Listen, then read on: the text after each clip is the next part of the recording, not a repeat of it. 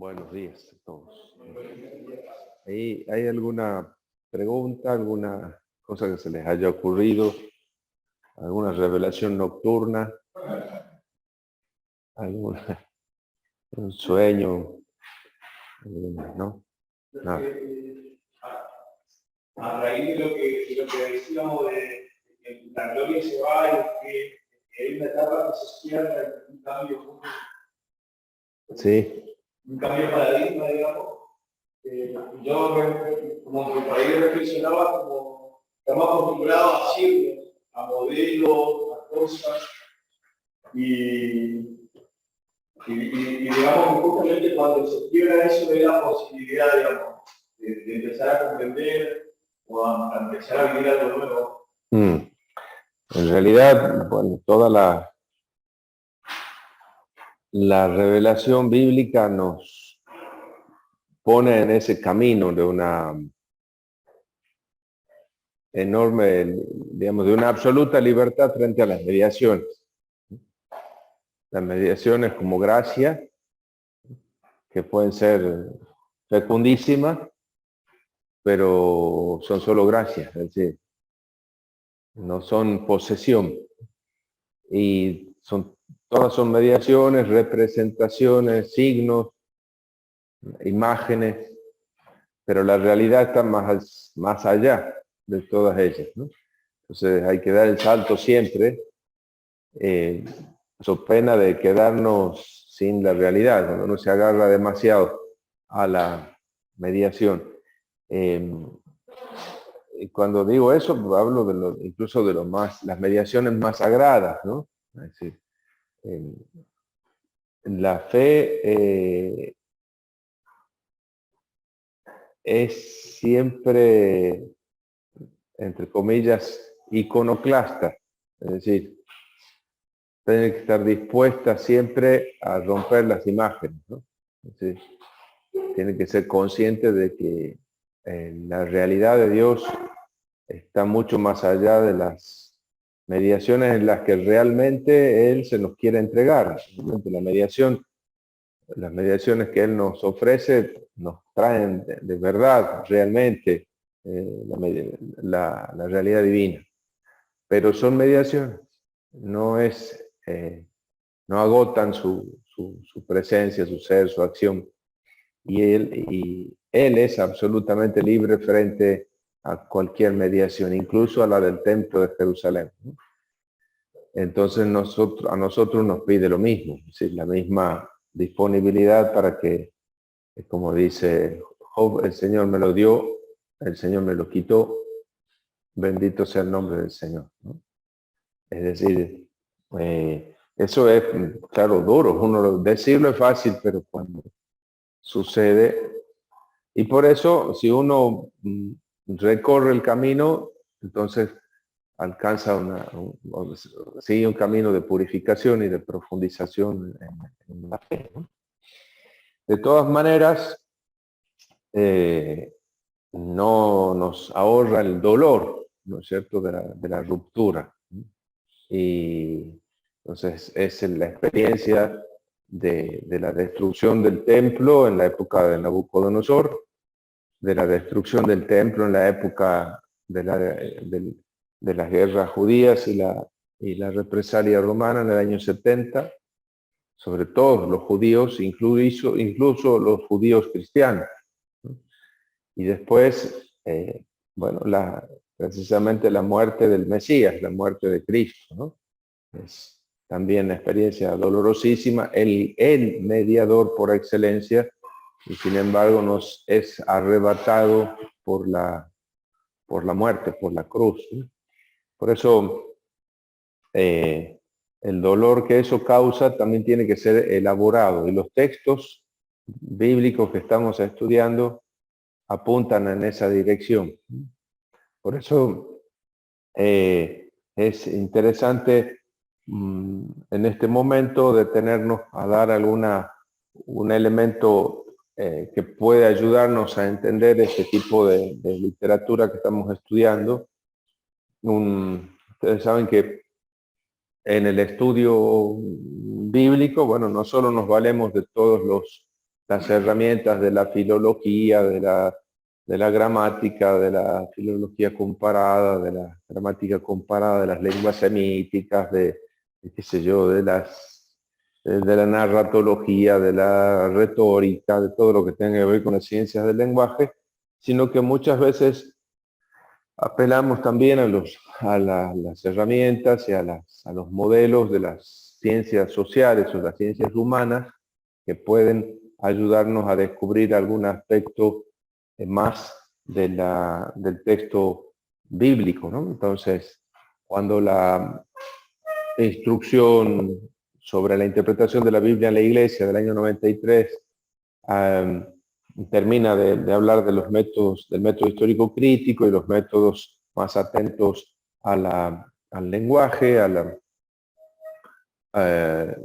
después abre todas las aproximaciones o acercamientos posibles que aportarían alguna herramienta útil para la comprensión de la Biblia. Y entre esos enumera la antropología cultural, o la sociología, etcétera, ¿no?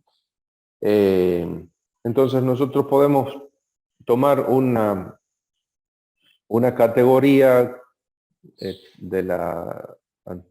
sobre todo de la antropología cultural, ¿no es cierto?, que puede servirnos como modelo heurístico, es decir, como herramienta para encontrar cosas importantes en el texto, para entender algunas de estas. Y es la categoría del trauma cultural, ¿no?, como un marco teórico para comprender el desarrollo de la identidad colectiva en algunos grupos y también como una herramienta, un modelo heurístico, una herramienta para analizar estos textos que estamos estudiando, ¿no? Hay una diferencia entre la memoria narrada y la historia documentada, ¿no es cierto? Hay una historia y hay esa historia la podemos nosotros conocer por un libro de historia que reconstruye la historia a partir de monumentos y documentos, ¿cierto? Y sin embargo hay otra historia que es la historia que viene de la narración, de la memoria, ¿no? Entonces hay una diferencia entre la memoria narrada y la historia documentada, ¿no? Entonces, el pasado está presente de un modo particular en la historia documentada y de otro modo en la memoria narrada, ¿no? El pasado está presente de maneras diferentes ahí.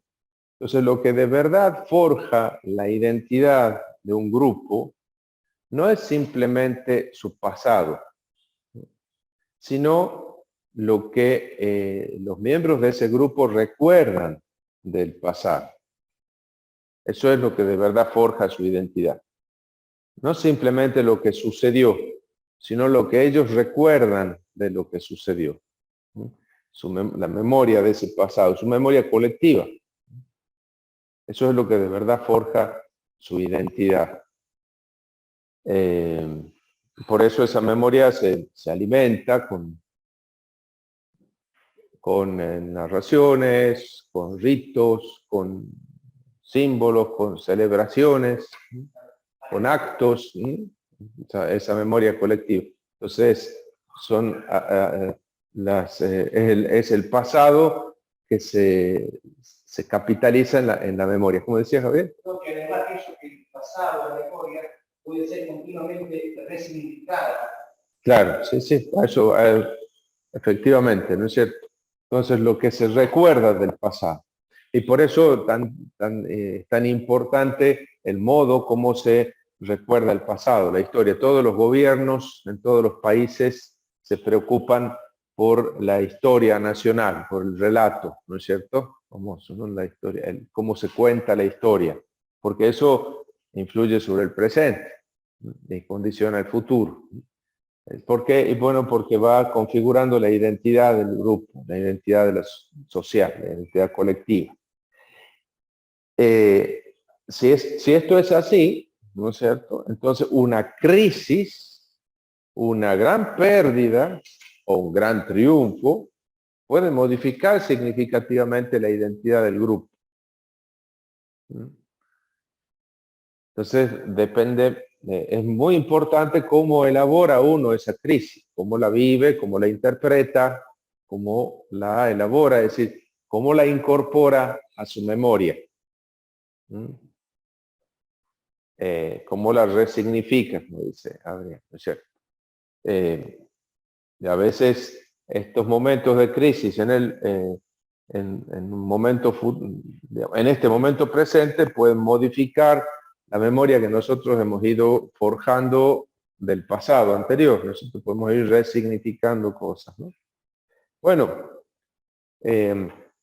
dice Alexander en un libro del 2004, hablando cuando los miembros de un colectivo, un grupo, una sociedad, un país, una comunidad religiosa, cuando los miembros de un colectivo sienten que han sido sometidos a un evento horrendo, así que causa horror, que deja marcas indelebles en la conciencia de su grupo, entonces, marcando sus recuerdos para siempre y cambiando su identidad futura en formas fundamentales e irrevocables, entonces se puede decir que ese grupo ha vivido un trauma cultural.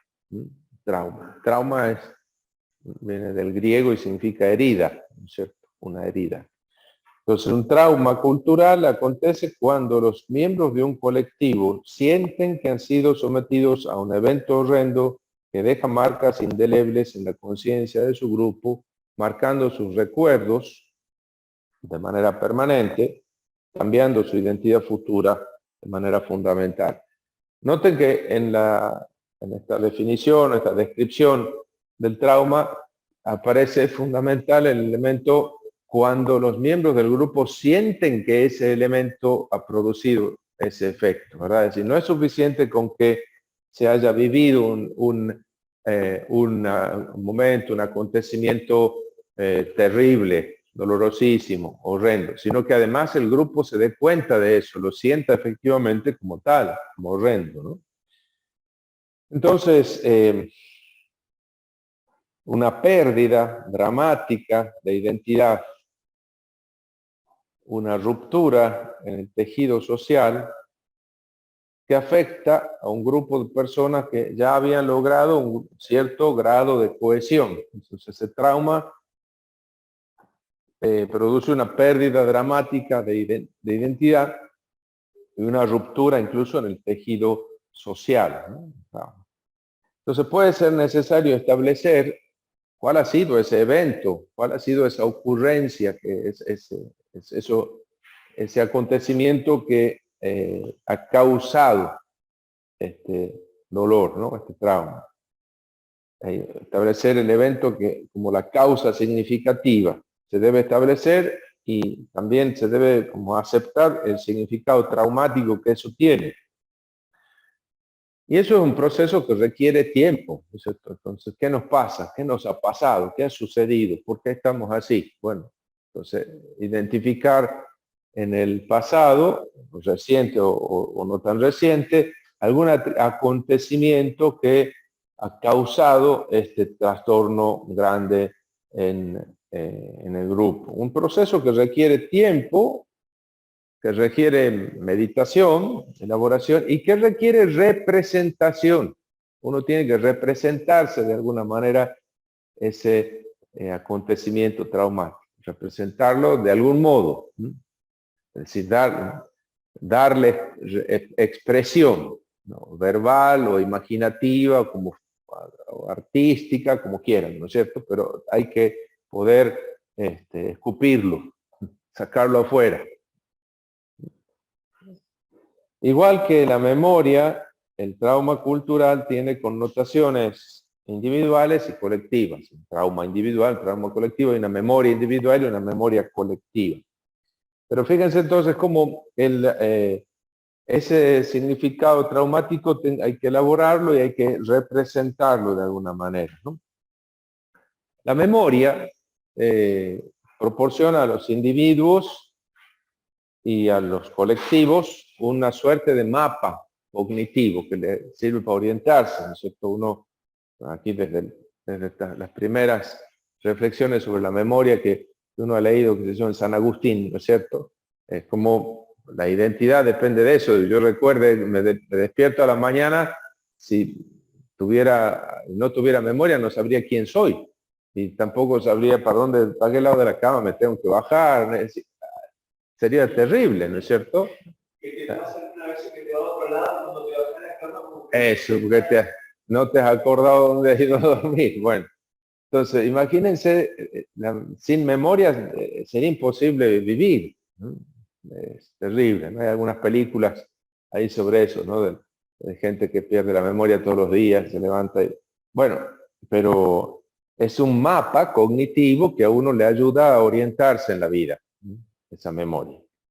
Los orienta haciéndolos saber quiénes son, por qué están aquí, hacia dónde se dirigen, ¿no? Eso viene de la memoria que uno tiene.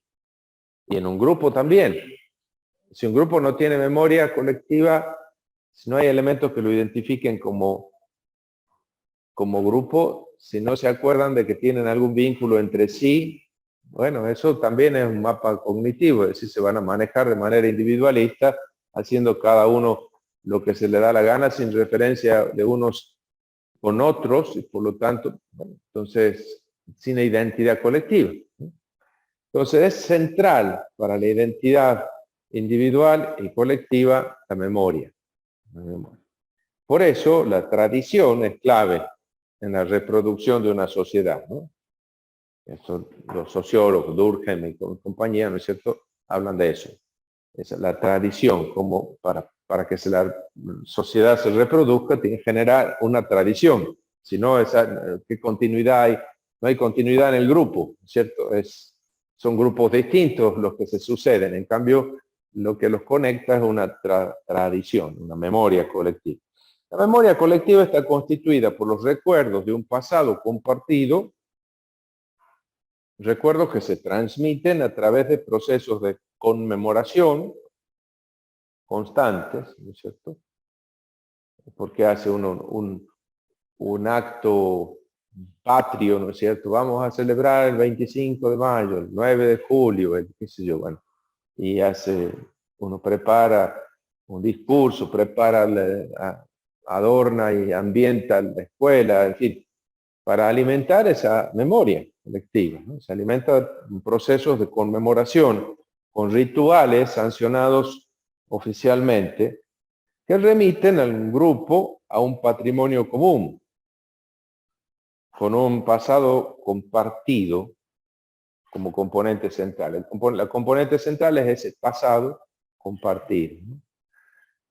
Todo grupo tiene toda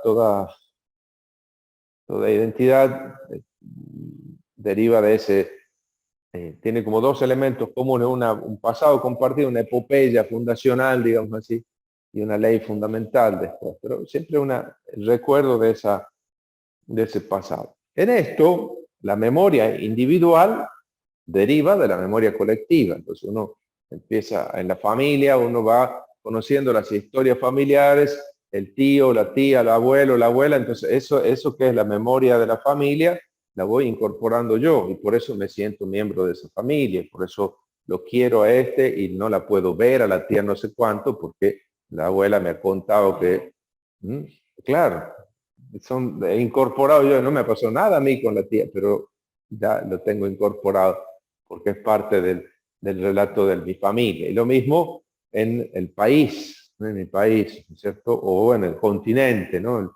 De acuerdo a cómo se recuerde la conquista o el encuentro de cultura o como le queramos llamar, ¿no? Bueno, entonces la memoria individual deriva de la memoria colectiva, ¿no? Y es la memoria colectiva la que orienta al grupo y lo unifica a través del tiempo y del espacio, proporcionando un marco narrativo, ¿sí? Una historia colectiva que ubica a cada individuo. Lo que tenemos aquí, ¿no es cierto? Desde vamos a presentar cada vez que haya una cosecha, las primicias de esa cosecha, las vamos a presentar a Dios en el templo, nos vamos a presentar allí y vamos a hacer memoria. Mi padre era un arameo errante que vivía, pero y aquí, en esta tierra, ahora te presento los frutos que esta tierra ha producido. Fíjense cómo en ese símbolo de fe, en ese credo histórico, hay todo un arco que une las promesas con el cumplimiento y, bueno, y esa historia colectiva proporciona, ese marco narrativo proporciona un esquema en donde el individuo, desde el más chiquito que vive esas celebraciones, puede ubicar su propia vida, su vida personal, su biografía, esa historia se ubica en una historia nacional, ¿no? Eso en la Biblia es patente, ¿verdad? Hay estudios bien interesantes sobre este tema, ¿no? Hay sobre este tema de memoria colectiva, hay un egiptólogo que se llama Ian Assman, que ha escrito varias cosas interesantes sobre eso. Él y su mujer, Adelaide Assman también. Sobre la memoria colectiva en general, ¿no? La memoria religiosa. Bueno, aquí el pasado, bueno, pero hay también esto en cuanto a la memoria, ¿verdad? Pero hemos dicho que hemos empezado haciendo la referencia al pasado, a la historia documentada, a la memoria narrada. Bueno, ahora vamos ahí. Esa memoria se narra, se expresa en una narración. El pasado se hace presente a través de interacciones simbólicas, de narraciones y de discursos que expresan, por un lado, la identidad colectiva, pero que alimentan esa identidad colectiva también. Unifican y confirman a un determinado grupo. Todas las naciones y grupos tienen mitos fundadores o epopeyas fundacionales, historias que dicen quiénes somos, de dónde venimos. Y tanto la narración como el discurso tienen estructuras que incluyen y excluyen, ¿no? Que expresan y que silencian. Es cosa de la que no se habla. En mi familia también, ¿no es cierto? Cosas que uno se pregunta, chico, nunca se habló de tal tema. ¿Qué fue de tal? Mejor no hablemos, ¿no? De eso no se habla. En las comunidades religiosas no digamos, ¿no es cierto? Expresan y silencian, condicionan lo que se puede ver y decir, lo que no se puede ver y no se puede decir, y quiénes pueden hacer. Entonces son estructuras que ponen límites, incluyen y excluyen, ¿no? Quiénes forman parte de mi grupo y quiénes no. Y entonces muy importante, condiciona mucho el hecho de que uno empiece. Por ejemplo, uno dice, bueno, a ver, vamos a escribir la historia argentina. Ajá, ¿cuándo empezamos? ¿Cuál es el punto de partida? Ajá. Porque de acuerdo a eso también hay gente que entra y gente que no entra dentro de eso que llamo Argentina. Vamos a hacer la historia de Israel. Fíjense la historia de Israel que se hace empezar. Empieza en Adán. Bueno, en Abraham. Bueno, en Moisés. En David. Depende de la idea de Israel que tengo, el punto de partida que tomo. Y al revés. Depende del punto de partida que tomo, cuál es la idea o la imagen de Israel que me formo. ¿Es el Estado? ¿Es la nación? ¿Es el pueblo? ¿Es, bueno, sus raíces? Bueno, entonces en cuanto a la narración, los discursos también son ejercicio de poder, empoderan a los que están en la posición correcta de ese discurso, ¿no es cierto? Una narración o un discurso. Las narraciones pueden proporcionar también un contrarrelato para una minoría o para un grupo oprimido.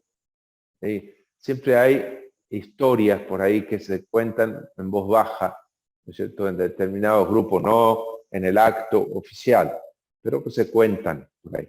Y son contrarrelatos, son de minorías, de un grupo que se siente marginado, oprimido, excluido del esquema oficial. Entonces él tiene su versión de la historia, ¿no? Que se apropia incluso de algunos conceptos centrales del discurso dominante y los resignifica. Bueno, ahí se pueden comparar las historias que uno conoce no sé, Isaías 36, 37, Libro de los Reyes, segundo Libro de los Reyes 18, 19, los Anales de Sennacherib, cuentan la historia de manera distinta, ¿no? Mismos hechos contados de distintas maneras. Bueno, incluso en los grupos marginados o marginales, los propios representantes pueden tener también allí un discurso dominante respecto de los suyos. El discurso dominante no es solo el del dominador oficial, sino también el otro en el grupo más sumergido, ¿no? Siempre hay construcción de poder en esas cuestiones. Bueno, fíjense que estos relatos y estos discursos sirven para expresar estas cosas, estas vivencias, para elaborar estos traumas. Y la literatura también entonces refleja esta identidad colectiva y este intento de lidiar con los acontecimientos que marcaron la identidad de ese grupo en el pasado. La literatura producida después de las atrocidades del siglo XX suele ser etiquetada como literatura de sobrevivientes o literatura de trauma. También la literatura producida por Israel después de la destrucción del Reino del Norte o durante y después del exilio puede leerse en esta clave. Literatura de sobrevivientes, literatura de trauma. Es decir, manifiestan la cicatriz de un trauma. Jeremías, Lamentaciones, Ezequiel, Isaías 40 al 55. Ahora, fíjense qué interesante, por ser el trauma, por definición, es repentino y es tremendo, ¿no? También individualmente, ¿no es cierto? Algo para lo que uno no estaba preparado, lo pilla desprevenido, sin herramientas, sin armas, no está pertrechado para afrontarlo, por eso es traumático, ¿sí? Entonces, por ser repentino y tremendo, un trauma deja a las víctimas en una situación muy precaria. Por un lado, necesitan imperiosamente testificar su propia experiencia, expresarla, representarla, y por otro lado no tienen el lenguaje adecuado. No lo tienen. Los que vivieron el exilio también vivieron esta dificultad y por eso crearon, ahí viene la creatividad, este recurso tan maravilloso del ser humano que va creando esto. Crearon un lenguaje para comprender y para articular el significado histórico y teológico de la experiencia de la destrucción de la ciudad y del exilio del pueblo. Crearon un lenguaje. Esta literatura surgida del exilio no emplea un lenguaje directamente referencial, ¿no? Por ejemplo, Ezequiel no nos cuenta exactamente cómo sucedieron, no nos da detalles de las destrucciones, no narra la destrucción, pero tampoco, por ejemplo, en el Deutero de Isaías, en el libro de Isaías, que tiene su corazón puesto en Sion, está hablando de del futuro castigo y después habla de la restauración y no habla en ningún momento de la destrucción de Jerusalén. Listo, se pasa capítulo 39, que deja alguna sombra sobre el futuro de la invasión babilónica. Y después en el capítulo 40, consolad, consolad a mi pueblo. Nahamu, Nahamu a mí, Yomar Adonai. Bueno, esta literatura no emplea un lenguaje directamente referencial, pero para impedir que los hechos se queden en el pasado, se pierdan en el pasado, y para impedir que la historia se convierta en una pura abstracción, esta literatura da testimonio de los acontecimientos representando la experiencia del dolor que perdura, recrea, imita la experiencia dolorosa, la representa de esa manera. Piensen en el libro de las Lamentaciones, ¿no es cierto? Entonces, en el que aparece como una mujer lamentándose la muerte de alguien, ¿no? Entonces, o en el Deutero Isaías, o aquí en Ezequiel, ¿no es cierto? Entonces, ha surgido se ha introducido en los estudios bíblicos, se ha incorporado en los estudios bíblicos esta teoría del trauma, heredera de la antropología cultural, de la psicología social, de las lecturas postcoloniales, de las lecturas postestructuralistas, todas estas cosas postmodernas, digamos, que son estas lecturas postmodernas de la Biblia, han introducido esta teoría del trauma en el estudio bíblico. Está asociada a los métodos exegéticos y a otras aproximaciones del texto, y así la teoría del trauma ofrece un modelo heurístico o una clave de interpretación para comprender textos bíblicos, en especial los textos dramáticos. Permite contextualizar y entender comportamientos, expresiones, imágenes, entenderlas como articulación, como expresión, como elaboración de un trauma colectivo. Entonces, el relato, el drama, el poema, se convierte en expresión de la memoria social y resignifica la historia del pueblo.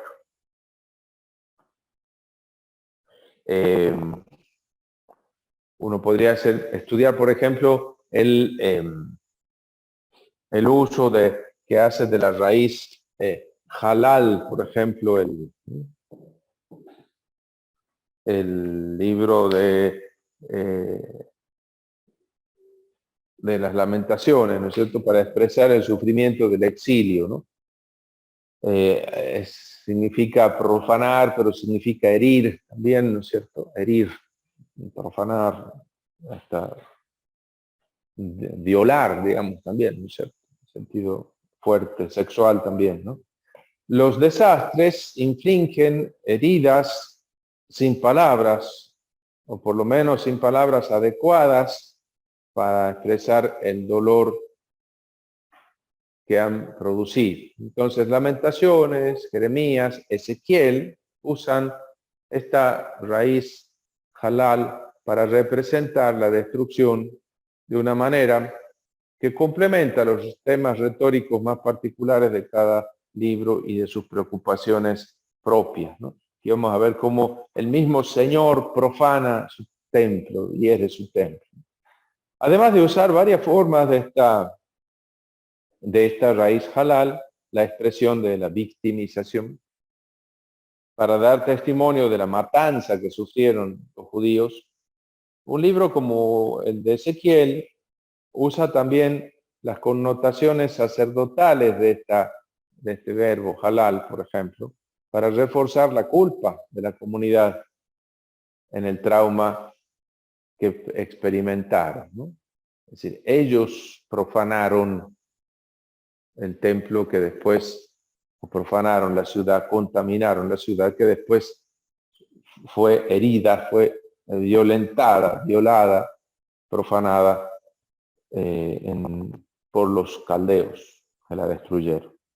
Tanto Jeremías como Ezequiel usan, por ejemplo, esta raíz en sus oráculos contra las naciones extranjeras, con una posible transferencia de su trauma a las naciones extranjeras, ¿no? conferencia en el sentido ese psicológico, ¿no es cierto? ¿Dónde estás? Aquí.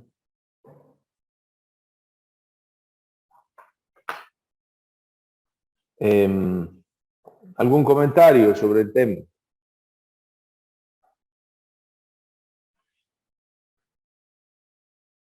Comentarios. Que va quedando claro esta herramienta holística para abordar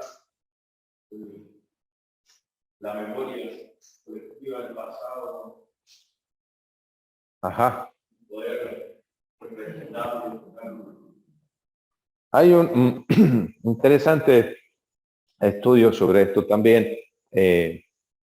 La capacidad de elaborar los traumas y de superarlos, entre comillas, porque siempre superarlos no es olvidarlos, ¿no? Sino tenerlos presentes de una manera particular, sana, digamos, hacerse cargo del propio pasado, aún con sus rasgos traumáticos. Esa capacidad es lo que suele denominarse hoy resiliencia, ¿no? La resiliencia en realidad es un término tomado de la física, ¿no es cierto? De la mecánica funcionalmente, ¿no es cierto? Hablábamos de resiliencia en el colegio, en el taller de fundición, en el taller de, ahí hablábamos de resiliencia. La palabra no la he aprendido yo ahí en el bíblico, sino en mi colegio, ¿no? Resiliencia es la capacidad que tienen ciertos metales de volver a la estructura original, aún después de haber sido sometidos a grandes trabajos, ¿no es cierto? Flexión, contracción, extracciones, etcétera, ¿no? Todas esas cuestiones. Entonces, volver a la estructura original. Era así, ¿verdad? Volver a la estructura original, a la posición original, memoria plástica. Bueno, eso mismo se aplica a las personas o a los colectivos, ¿no? La capacidad de volver. Hay un libro de David Carr que se llama, que es bastante reciente, para los que quieran, se llama Holy Resilience. Nunca sé cómo se pronuncian las Resilience. Que habla sobre este tema, ¿no? Podríamos quizás añadir, si quieren, alguna cosita más, si les interesa sobre esto. Es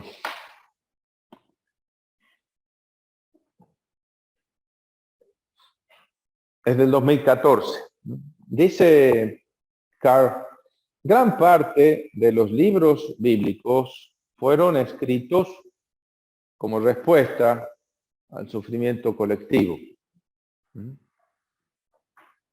El sufrimiento aparece como parte de una historia de redención. La catástrofe entonces es vista aquí como camino hacia adelante. Vamos a ver cómo lo hace aquí el amigo Ezequiel, de manera interesantísima. Cuando pasemos el umbral del capítulo 24, nos vamos a dar cuenta. La catástrofe como camino hacia adelante. Antes del exilio, o antes de los exilios, para ser más exacto. Antes de los exilios, la literatura de Israel era como el resto de la literatura del Medio Oriente antiguo, contando mitos y contando epopeyas nacionales, historias de triunfos, de victorias, etc. Pero después de los exilios, Israel empezó a contar otro tipo de historias. Después su literatura empezó a centrarse en sus propios antepasados inmigrantes, por ejemplo. Reaparece la memoria de Abraham, y aparece Abraham que viene de, sí, Isaac, Jacob, todo esto, ¿no? Aparecen elaborados en los relatos. El desierto, el tiempo sin tierra. ¿Por qué aparecen eso? Porque aparecen adecuados para elaborar los traumas del exilio, ¿no? Fíjense que aquí, por supuesto, esto no reduce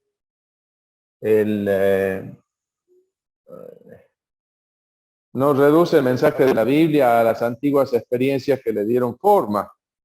Más bien, las experiencias del sufrimiento pueden enseñar formas de sabiduría que trascienden sus contextos originales. A veces puede ser necesaria una experiencia dolorosa para aprender verdades difíciles.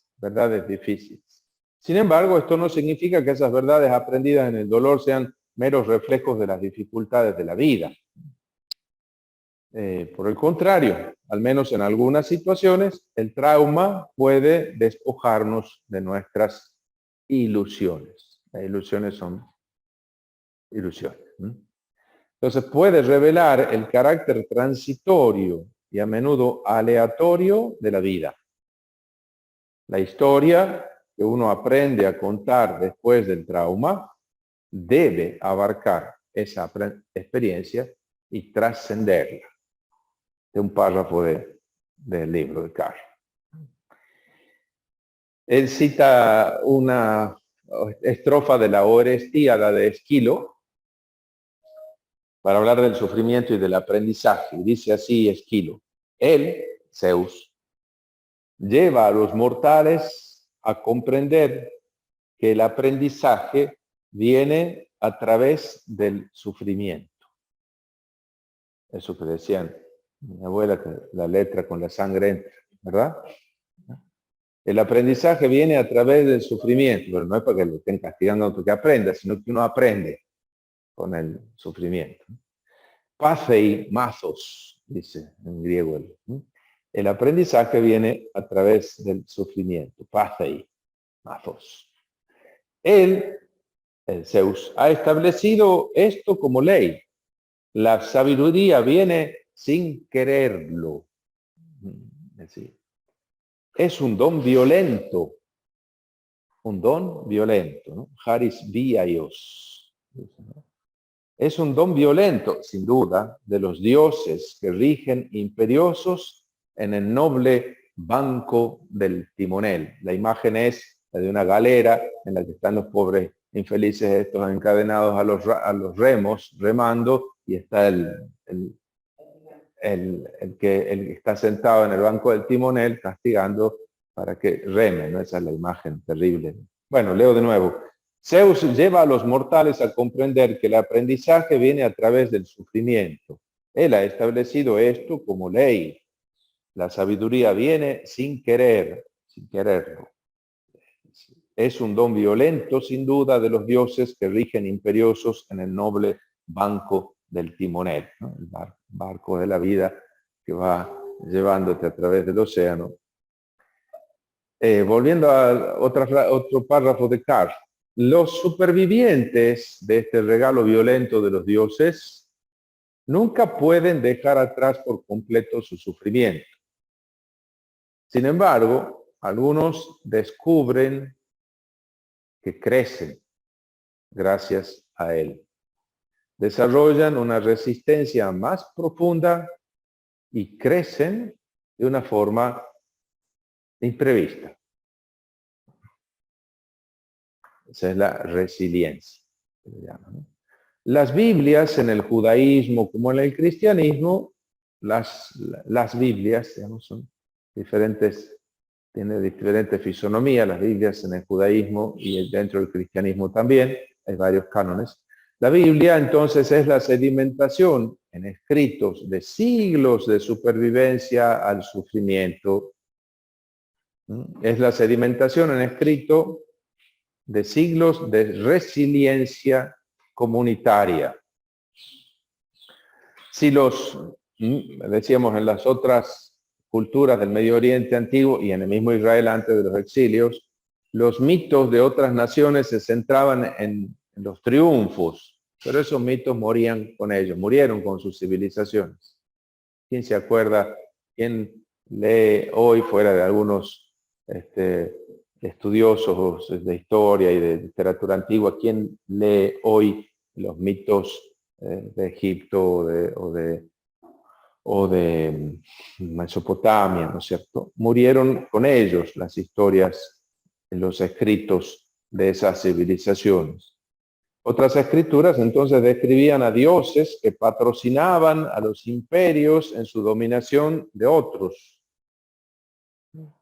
Pero hoy las leen solamente, como digo, algunos cuantos curiosos. Las escrituras judías y cristianas, en cambio, imaginan a un Dios que provocó el sufrimiento de su propio pueblo y sin embargo lo superó. Ofrece imágenes de un Dios que sigue presente cuando la vida se hace pedazos.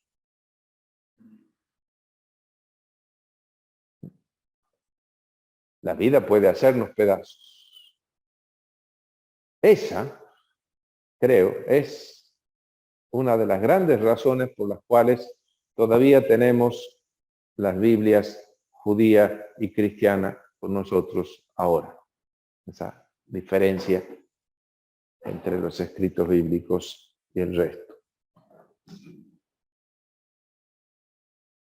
¿Algún comentario? Una asociación que hagamos con esto. Yo pensaba también en la historia de José vendido por los hermanos, que también él hace ese proceso de significación, después de ser vendido, después de la cárcel. Cuando sus hermanos vienen a pedirle comida, ellos le dicen, no tengan miedo, porque todo estaba dentro de un plan de Dios para que nos salvemos. Entonces, él resignifica toda la historia, todo el sufrimiento, y lo ve como un plan misterioso de Dios que conduce a la redención. Es muy interesante eso, ¿cierto? La resignificación. Con una salvedad.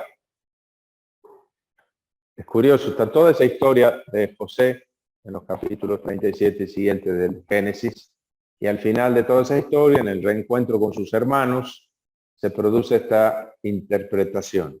Pero ¿quién hace esa interpretación? José.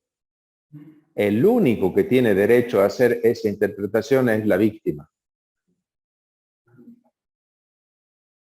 Si la hicieran sus hermanos, sería una burla cruel y despiadada y un pecado peor que el que cometieron vendiéndolo. ¿Me explico? Solo la víctima puede hacer esa interpretación. Y es la que después se hace de Jesús, ¿no es cierto? Es que no la hace Pilato, ¿no es cierto? Entonces, es muy interesante eso, sí. Pero fíjense que hay que pasar por ese dolor para poder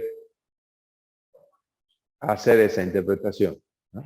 Uno tiene que ser el que pasa, es decir, no se puede hacer desde afuera, ¿no? Y es José el que redime con esa interpretación el pecado de los hermanos, ¿no? Pero no al revés, ¿no? Es bien interesante ese punto. Bueno,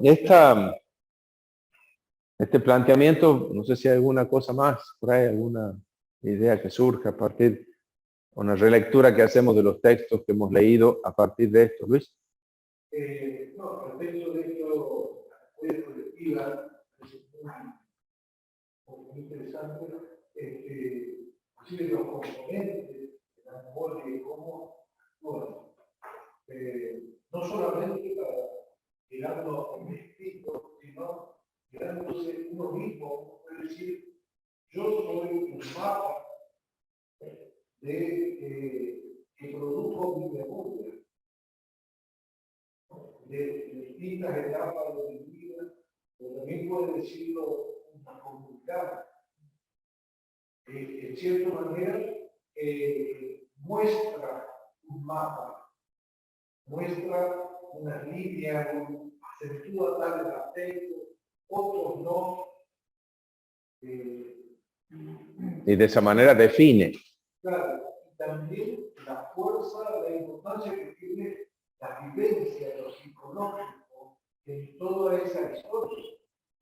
El modo como se vive, o cómo se vivió el pasado y cómo se lo vive en el presente, ¿no? No es solo el acontecimiento que sucedió, sino cómo se lo experimentó, cómo se lo interpretó, cómo se lo vivió, y por lo tanto, cómo va a seguir haciendo su efecto, qué efecto va a seguir produciendo hoy en el presente. Depende del modo como lo asuma. Claro, porque por ejemplo, la historia de una comunidad, algún aspecto, una etapa que vivió muy fuerte, con muchos golpes, digamos, entonces ahí esas personas que vivieron eso, puede ser que cada uno tenga una visión distinta, porque algunos recibieron heridas, otros salieron victoriosos y así. Entonces cada uno va a contar como una versión, es en el mismo contexto, sin embargo, una historia distinta. Claro, sí, sí. De acuerdo a dónde se posiciona, ¿no? Sí. También tiene que ver con lo que dijimos. Hay un sacerdote jesuita que se llama Javier Meloni, que dice que bueno, se empezó a hablar de experiencia mística, se empezó a hablar de mucha experiencia mística de hace 15 años, y dice que la mística es justamente cuando las palabras cesan, digamos, de respetar la realidad, los modelos, todas las cosas, como un espacio abierto, digamos, desde la tradición que hace saltar. Yo decía algo que cuando uno hace esta interpretación para saber para diferenciar los tipos de experiencia mística con un loco, es el principio de la realidad. Y cuando el místico vuelve a la realidad con mayor visión, se puede parar mejor, puede interpretar. Y el loco no. El loco no vuelve, claro. El loco no vuelve del éxtasis, sí. Eso es. Hay una pregunta acá en el chat. Ajá. Dice, la colonización de América se está interpretando, pero nuestras raíces cristianas están conectadas con la colonización española. ¿Qué impacto tiene esa reinterpretación en nuestra catolicidad? Bueno, no es, digamos, el tema propiamente nuestro de ahora, pero hay que hacerse cargo, digamos. Eso es lo más sano psicológicamente y socialmente también. Hay que hacerse cargo, ¿no es cierto? Hacerse cargo de todas las etapas de nuestra historia, de las que nos gustan y no son más fáciles de asumir, y de las otras que no nos gustan y no son más difíciles de asumir. Y hacerse cargo de las formas concretas en las cuales se produjeron las cosas, ¿no? Es innegable que a nosotros la fe no nos llegó pura, nos llegó en una forma cultural que era la forma religiosa española del siglo XVI. Esa fue la forma concreta. Es también innegable que a nosotros la fe nos llegó, la evangelización vino dentro o junto con un proceso de colonización y de imperialismo, y eso es real. Pero bueno, la fe no llega de una manera pura, la evangelización no se da de una manera ideal, se da en los procesos históricos concretos en los que se dio.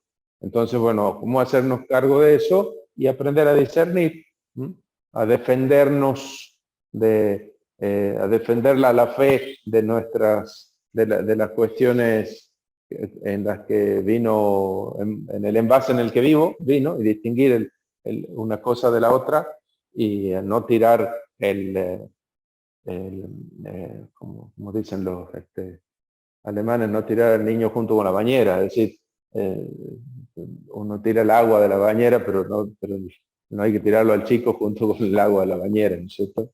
Es decir, a no tirar el huevo por tirar la cáscara, ¿no? Entonces, distinguir, discernir, eso será siempre y eso en la manera en que uno se hace cargo, entonces, de toda esa historia y aprende a recordarla superando los traumas, ¿no es cierto? No victimizándose permanentemente, ¿no?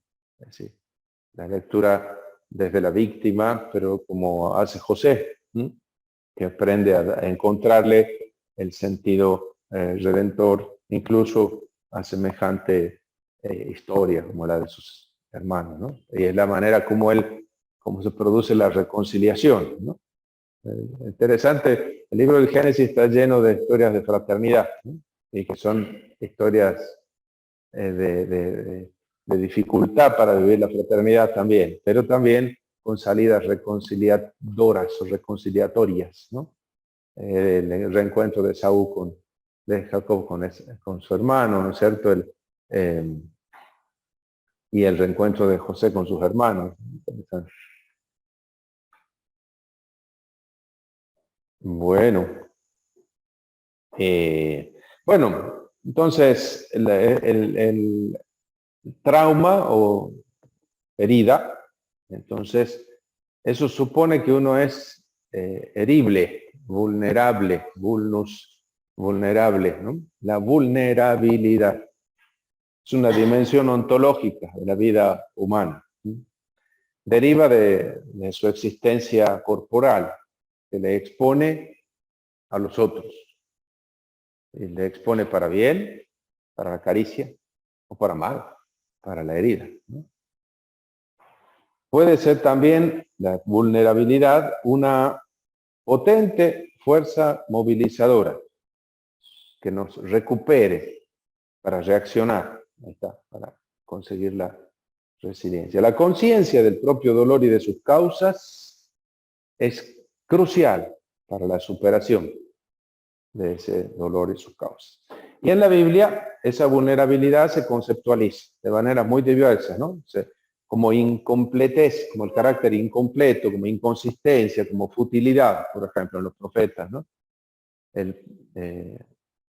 Se seca la hierba, se marchita la flor, la palabra del Señor permanece para siempre. Ciertamente la gente es como la hierba y cuando pasa el viento del Señor se seca, ¿no? La vulnerabilidad entendida así como futilidad, como inconsistencia. O como imperfección, como daño, como sufrimiento en la Torá, por ejemplo, ¿no? O como pena, es decir, como castigo, como consecuencia de la culpa, ¿no? En la obra histórica deuteronomista o en los salmos, ¿no? Distintas maneras de conceptualizar.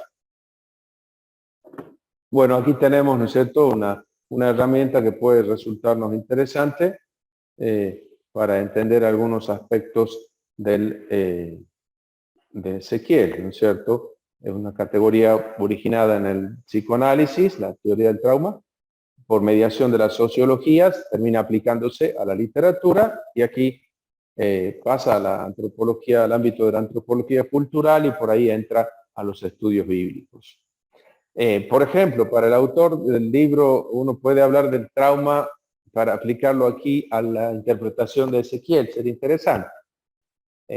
Uno dice el autor del libro de Ezequiel, qué sé yo, Walter Zimmerli, un famoso comentarista de los años finales de los 60 y del 70, de monumental comentario a Ezequiel, dice es un autor creativo. En cambio, Halperin, por ejemplo, dice es un psicópata neurótico. Y Smith Christopher dice que es alguien cuyas imágenes y cuyo lenguaje pueden tomarse como indicadores de la experiencia del exilio. Es decir, no se trata solo de sus desventuras personales, de sus problemas psicológicos o de sus traumas, sino de lo que vivió su pueblo en el exilio. En lugar de buscar experiencias de la infancia, traumas de infancia de Ezequiel, como respuesta a las anormalidades de Ezequiel, se puede examinar el libro en el contexto de los eventos sociopolíticos y considerar el comportamiento del profeta a la luz de las circunstancias traumáticas reales que les tocó vivir en el exilio. Entonces, en los estudios bíblicos resulta fecundo valerse aquí de la teoría esta del trauma tal como se ha desarrollado. No, por supuesto, no para pretender indagar tanto en la psique de los personajes o de los autores. Se parte más bien del supuesto de que muchos textos bíblicos son representaciones literarias de traumas culturales.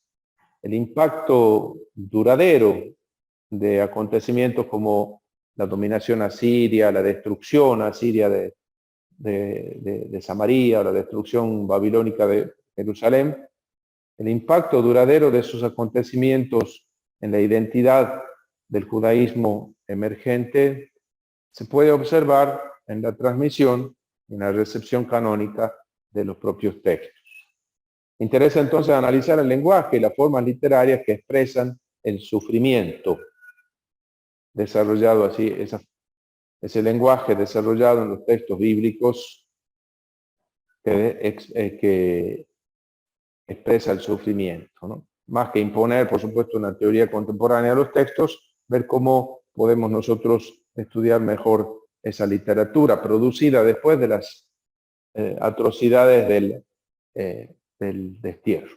La literatura producida después de las atrocidades del siglo XX, como la de después de la Segunda Guerra o del Holocausto, también se suele llamar literatura del trauma. Entonces podemos aplicar análogamente eso, ¿no? Hay un lenguaje, sí, hay un lenguaje del trauma que nosotros vamos a poder indagar aquí en el estudio de Ezequiel. Yo los invito a que lean un poco con esa antena a partir de ahora los textos del profeta. ¿De acuerdo? Bueno, hacemos una pausa.